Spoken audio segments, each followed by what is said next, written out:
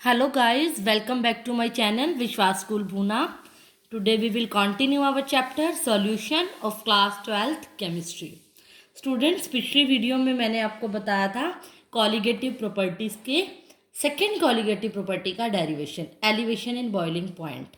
आज हम लोग पढ़ेंगे उसके न्यूमेरिकल्स, उसके एग्जाम्पल मैं आपको दूंगी और आपने इस तरीके से दो एग्जाम्पल मैं आपको दूंगी, बाकी प्रैक्टिस प्रॉब्लम आपने सॉल्व करनी है। इसी तरीके के न्यूमेरिकल्स आपको देखने को मिलेंगे।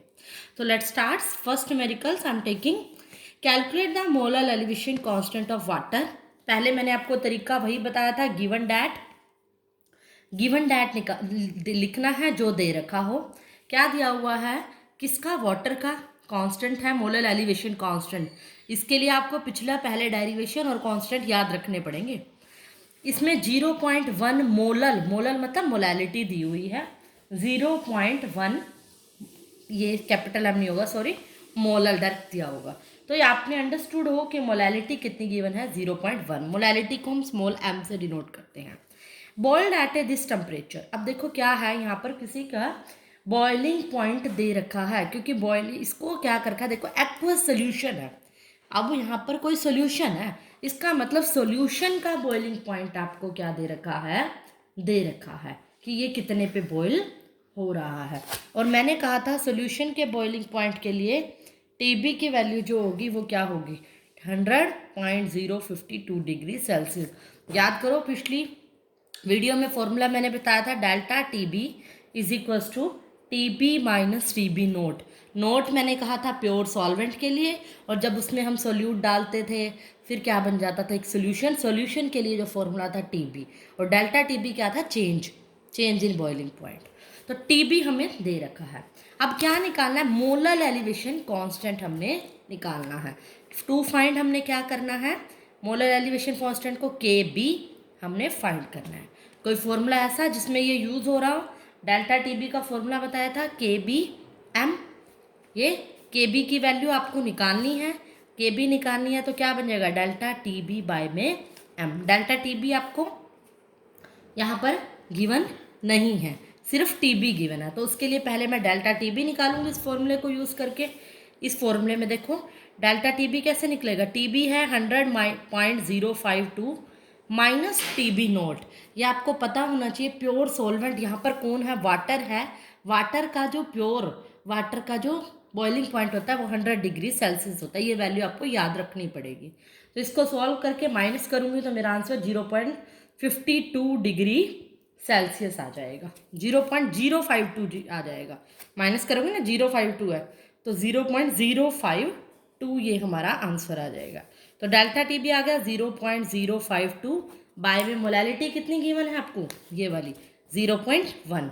सॉल्व करोगे तो क्या आ जाएगा, के बी। इसको सॉल्व करके जो आंसर आएगा 0.52 डिग्री सेल्सियस पर मोलर, क्योंकि ये सेल्सियस में, ये मोलैलिटी में, तो सेल्सियस पर मोलर क्या हो जाएगा मेरा, के बी की वैल्यू। तो के बी कॉन्स्टेंट डिपेंड करता है ऊपर उसकी यूनिट क्या होगी, ऊपर डाटा क्या गिवन है। हो सकता है टेम्परेचर गिवन हो, जो दूसरा फॉर्मूला मैंने बताया था आर टी नोट स्क्वायर वाला, उसमें के बी की यूनिट अलग आएगी। तो अकॉर्डिंग टू न्यूमेरिकल होता है। तो एक तो इस तरह के न्यूमेरिकल मिलेंगे। सेकेंड न्यूमेरिकल का एग्जाम्पल मैं आपको दे रही हूँ। For example calculate the boiling point of a solution containing this gram of. अब डायरेक्टली मैं गिवन डैट बता रही हूँ आपको, क्या दे रखा है इसके अंदर। देखो क्या दे रखा है, बॉइलिंग पॉइंट निकालना है हमने। ये बहुत इंपॉर्टेंट न्यूमेरिकल है, इसको बहुत अच्छे से समझना, इसके आने के चांसेस हो जाते हैं। इतने ग्राम ऑफ कैम्फर, कैम्फर क्या है इस बार, सोल्यूट। सोल्यूट का ग्राम में है मतलब वेट है, वेट सोल्यूट के लिए W2 होता है 0.456 ग्राम। मोलर मास ये सोल्यूट का ही है तो M2 हो गया 152। इस एसीटोन में घोला जा रहा है, एसीटोन मतलब सॉल्वेंट, सॉल्वेंट के लिए W1, उसका वेट 31.4 ग्राम आपको दे रखा है। और क्या दिया हुआ है, बॉइलिंग पॉइंट एसीटोन का दे रखा है। आप देखो एसीटोन क्या है, सॉल्वेंट है, सिर्फ एसीटोन का है, तो इसका मतलब एसीटोन में कोई मिलावट नहीं है, तो वो प्योर है। प्योर के लिए हम क्या डोनेट करते हैं, नोटेशन नोट लगाते हैं। बॉइलिंग पॉइंट टेम्परेचर के लिए टी नोट, टी नोट दे रखा है हमें 56.30 डिग्री सेल्सियस। यहाँ पर हमें टी नोट क्या हुआ है, गिवन है। If the molar molecular elevation constant पर 100 ग्राम ऑफ एसीटोन इज ये एलिवेशन कांस्टेंट अपने को क्या दे रखा है, यानी किससे डिनोट करते हैं हम, के बी। इल्यूबायोस्कोपिक कांस्टेंट दे दे, मोलर एलिवेशन कांस्टेंट दे दे तो के बी है, क्योंकि पिछली वीडियो में मैंने ये बताया था। के बी की वैल्यू दी है 17.2 डिग्री सेल्सियस, देखो पर 100 ग्राम है, इसका मतलब इसको आप ऐसे लिख सकते 100 ग्राम के हिसाब से दिया है, बट वैल्यू आप यही यूज़ करोगे, ये सिर्फ समझाने के लिए कि 100 ग्राम के हिसाब से दी हुई है। अब के बी की वैल्यू आपको गिवन है, अब निकालना क्या है, टू फाइंड में आप क्या लिखोगे, boiling point of a solution, मतलब सॉल्यूशन का बॉइलिंग पॉइंट निकालना है। अब फॉर्मूला वही, delta T B equal to T B minus T B naught. अब ये चेंज होता है, ये प्योर का और सॉल्यूशन का, सॉल्यूशन का निकालना है, मतलब टी बी आपको निकालना है। आपने क्या निकालना है इसमें, टी बी निकालना है, यानी पहले आपको डेल्टा टी बी निकालना पड़ेगा, फिर आपका निकलेगा। डेल्टा टी बी निकालोगे, नोट दे रखा है, फिर माइनस करके आंसर आ जाएगा ना डायरेक्ट। तो टी बी अब निकालना है तो डेल्टा टी बी निकालोगे। डेल्टा टी बी का मैंने कल फॉर्मूला बताया था, 1000 के B W T by W1 M2, वही है ये, delta T B equal to K B M. Molality का फॉर्मूला पुट करोगे ना W2/M2 वाला, तो इस तरह से सोल्व करके ये आ जाएगा। ये डेरिवेशन है, पिछली वीडियो देखिए इसके लिए। 1000 के बी की वैल्यू 17.2, W2 ये दे रखा है 0.45, W1 है सॉरी 31.4 है, M2 कितना है 152। सोल्व करके जो वैल्यू आएगी आंसर मैं बता देती हूँ 0.16 डिग्री सेल्सियस, ये आ गया डेल्टा टी बी। लेकिन अब आपको डेल्टा टी बी नहीं निकालना, क्या निकालना है, टी बी। तो इस फॉर्मूले की हेल्प से टी बी निकालो। हमें पता है कि अगर मुझे टी बी निकालना है तो वो आप कैसे निकालोगे, T B equal to delta T B plus T B, naught कर दोगे, इसको इधर ले जाओगे तो टी बी निकल जाएगा। डेल्टा टी बी की वैल्यू आपने इधर से निकाल ली 0.16 प्लस टी बी नोट, मैंने आपको स्टार्टिंग में बताया था गिवन है, टी नोट का मतलब टी बी नोट कह लो, बॉइलिंग पॉइंट ही है प्योर का, उसकी वैल्यू आपको कितनी गिवन है 56.30 डिग्री सेल्सियस। तो इस तरह से उसको ऐड करोगे तो आंसर आएगा 56.46 डिग्री सेल्सियस। तो ये हमारी वैल्यू आ गई टी बी की। तो ये हमारा क्या आंसर ये है हमारा आंसर, तो आपको आंसर में ये मिलेगा। तो इस तरह से आपको न्यूमेरिकल्स करने हैं। अब अगली जो कोलिगेटिव प्रॉपर्टी है वो है डिप्रेशन इन फ्रीजिंग पॉइंट, ये भी बहुत इंपॉर्टेंट है, इसका डेरिवेशन, इसके न्यूमेरिकल आने के चांसेस पूरे हैं। तो ये दोनों प्रॉपर्टी तो बहुत अच्छे से करनी है, एलिवेशन इन बॉइलिंग पॉइंट और डिप्रेशन इन फ्रीजिंग पॉइंट, उससे बिल्कुल अपोजिट है। अब ज़्यादा डिटेल में नहीं जाऊँगी इसकी, उसी से रिलेट करूँगी मैं। फ्रीजिंग पॉइंट, जैसे बॉइलिंग पॉइंट में पहले डेफिनेशन बताई थी, फ्रीजिंग पॉइंट की डेफिनेशन एक नई, वही जिस टेम्परेचर पर कोई चीज़ फ्रिज्ड होना स्टार्ट हो जाए। तो आप क्या कहोगे, vapour pressure of a liquid becomes equal to vapour pressure of solid. जिस पॉइंट पे, जिस टेम्परेचर पे लिक्विड का वेपर प्रेशर सॉलिड के बराबर हो जाए, उस टेम्परेचर को हम कहते हैं फ्रीजिंग पॉइंट, क्योंकि जमना शुरू हो जाएगी ना चीज़, तो वही क्या हो जाएगा, फ्रीजिंग पॉइंट। कल एलिवेशन था, इंक्रीज था, आज डिप्रेशन है, मतलब डिक्रीज होगा, फ्रीजिंग पॉइंट में डिक्रीज आएगा कुछ ना कुछ। बिल्कुल सेम है। मान लो एक एग्जांपल दे रही हूँ मैं आपको, कोई भी लिक्विड है, लिक्विड का कोई प्योर लिक्विड है, उसका जो हमने क्या ले लिया, फ्रीजिंग पॉइंट है, मान लिया फ्रीजिंग पॉइंट प्योर है तो उसका क्या होगा, TF नोट होगा। और एक मान लिया मैंने क्या ले लिया, कोई सॉलिड सब्सटेंस ले लिया, और हमें पता है सॉलिड का तो वैसे ही क्या होता है, वेपरप्रेशन बहुत कम होता है, लगभग बहुत ही ज़्यादा कम होता है। तो सॉलिड का जो वेपर प्रेशर, क्योंकि क्या वेपर्स तो कम ही बनते हैं ना सॉलिड स्टेट में, लिक्विड के ज़्यादा बनेंगे ऑब्वियसली, क्योंकि वेपर्स बनने के लिए पहले वो बॉयल होता है, और बॉयल लिक्विड जल्दी होगा ना कि सॉलिड। तो सॉलिड का जो वेपर प्रेशर होता है वो क्या होता है, बहुत कम होता है। अगर मैं टेम्परेचर घटा दूँ तो वेपर प्रेशर तो और भी घटता है। ये वेपर प्रेशर के फैक्टर में मैंने आपको बताया था कि टेम्परेचर के डायरेक्टली प्रोपोर्शनल होता है वेपर प्रेशर। फॉर एग्जाम्पल, मैं इस बात को एक ग्राफ से रिलेट करती हूँ। अगर मैं टेम्परेचर वर्सेस वेपर प्रेशर का कोई ग्राफ लेती हूँ, टेम्परेचर ले लिया यहाँ पे मैंने और वेपर प्रेशर ले लिया VP। अब मैंने क्या लिया, सॉलिड की बात कर रही हूँ, मैं कह रही हूँ सॉलिड का वेपर प्रेशर बहुत कम होता है, अगर मैं टेम्परेचर और कम कर दूँ तो वेपर प्रेशर कम होगा। तो इसको अगर मैं एक कर्व से दिखाऊँ तो सॉलिड की कर्व ले ली, मान लिया ये कर्व क्या शो कर रही है कि जैसे ही मैंने टेम्परेचर घटाया, टेम्परेचर ये है, तो वेपर प्रेशर क्या हो गया, कम हो गया, डाउन जा रही है। ये कर्व ऐसे ही शो कर रही है ना, तो डायरेक्टली प्रोपोर्शनल शो कर रही है। अब उस सॉलिड की मैं बात कर चुकी हूँ, ये है। दूसरी तरफ मैं एक लिक्विड की बात करती हूँ। मैंने कहा लिक्विड का जो वेपर प्रेशर होगा वो भी क्या होगा, टेम्परेचर के साथ वेपर प्रेशर कम होगा। लेकिन मैंने एक ये पॉइंट बताया है कि वेपर प्रेशर लिक्विड का सॉलिड के जब बराबर होगा तो वो कौन सा पॉइंट होगा, फ्रीजिंग पॉइंट। अगर मैं कोई लिक्विड की कर्व लूँ, मैंने कहा कि लिक्विड के वेपर प्रेशर जैसे ही कम कब होगा, जब मैं टेम्परेचर घटाऊंगी। टेम्परेचर घटाया, मान लो ये लिक्विड कर्व है कोई, लिक्विड मान लो ये प्योर है कोई, तो जैसे टेम्परेचर घटाया उसका वेपर प्रेशर भी कम है, दोनों की कंडीशन सेम है। लेकिन लिक्विड का वेपर प्रेशर जब सॉलिड की वेपर प्रेशर की कर्व को टच करेगा तो वो जो प्रेशर होगा कौन सा होगा, फ्रीजिंग पॉइंट। बात आ रही है समझ। ये लिक्विड की कर्व है, ये सॉलिड की, जब ये दो कर्व टच करेंगी तो दोनों का वेपर प्रेशर एक पॉइंट पे इक्वल होगा। इक्वल हो गया तो वो पॉइंट कौन सा होता है, फ्रीजिंग पॉइंट। और प्योर लिक्विड का है तो इसीलिए इस डॉटेड लाइन को मैं किससे रिप्रेजेंट करूंगी, टी एफ नोट से। नोट वर्ड प्योर के लिए, क्योंकि ये लिक्विड इस टाइम पे प्योर है, इसमें मैंने अभी कुछ भी नहीं डाला। तो ये ही इसमें इंपॉर्टेंट पॉइंट है, इसको बड़े अच्छे से समझो।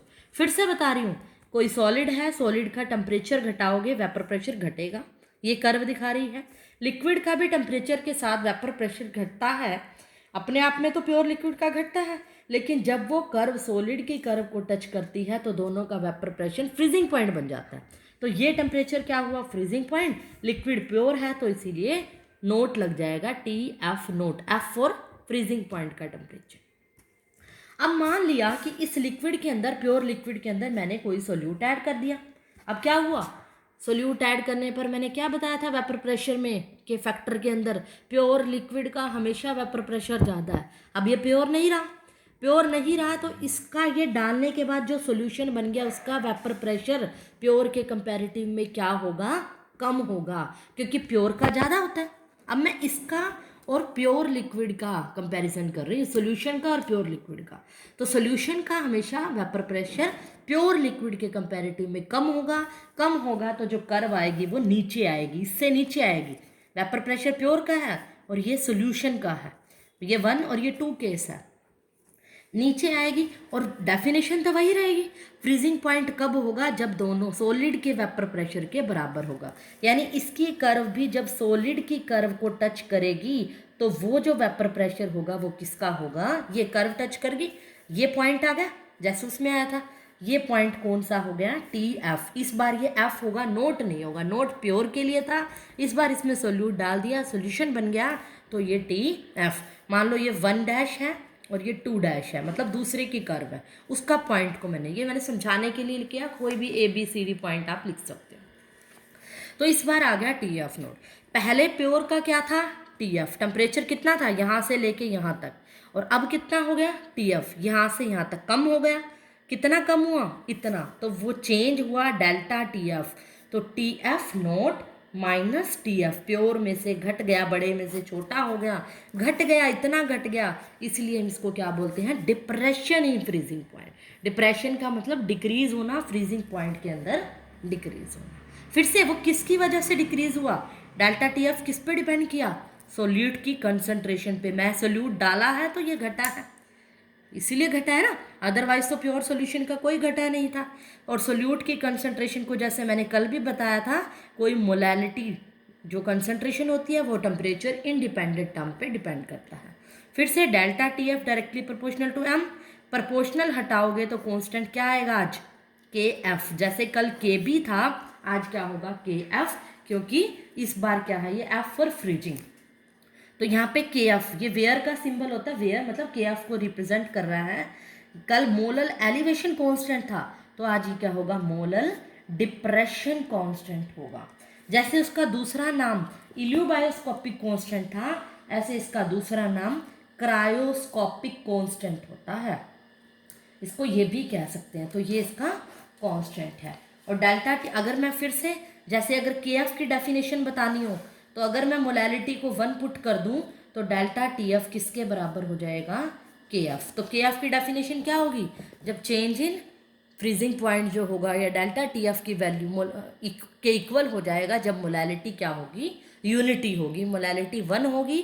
तो इससे हम इसकी डेफिनेशन भी बता सकते हैं।